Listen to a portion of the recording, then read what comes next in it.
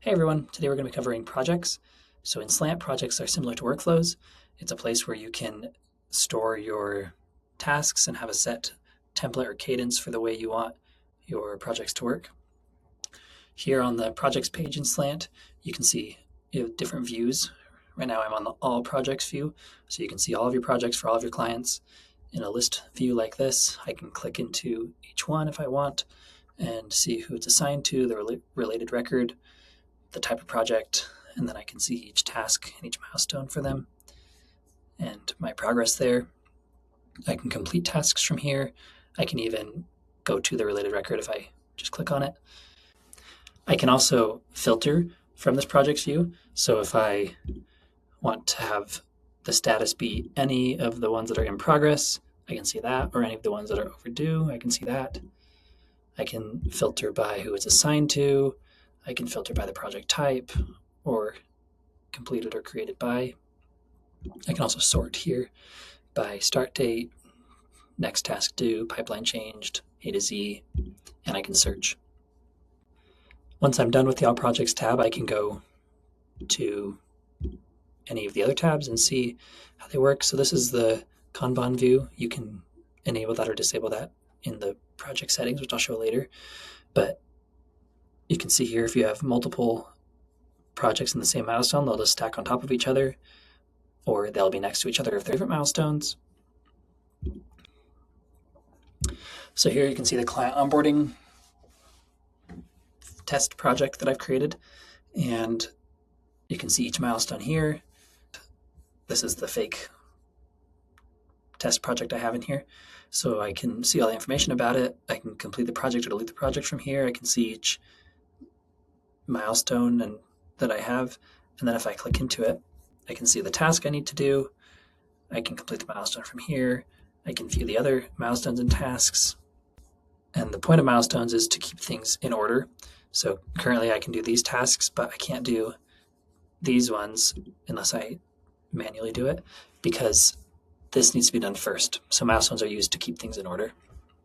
But if I complete these tasks, then we'll automatically move to the next milestone.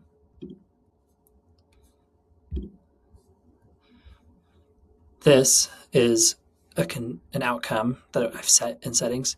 So I have to select before moving to the next milestone whether the onboarding prep is complete or incomplete. So for this one, I'll put that it's complete. And then it moves over here. It skipped this one because I put that it was complete. Once again, I have filter, assignee status, all right here, search. I can also switch from expanded view to smaller view. There's also form responses. So here it had me want to fill this out. I just put some fake form responses in there, but that's something you can customize. And then you can also start a new project from right here. Select the type, the name, the household, who it's assigned to, and here's the form type I was saying. It'll ask you to fill this in first. But that's the project page, the front level. Now if I want to customize projects, I can click this little settings gear, go to manage projects types, and now it's going to open this view. From here, I can edit projects per book or per company. These are the ones that I currently have. If I want to create a new project, I click Start New Project. We have this library made for you. If you want help getting started, then you can choose one of these as a template. So move money, client onboarding is what I was showing you earlier, trade instructions, lots of good stuff here that you can play with. You can also just start from scratch. Then you give it a name, a description, all of that. But if I want to edit one, I can come into here, edit, and now you can see each milestone here. So for milestone 1, I have this task. It has this variable, household name, and then the title.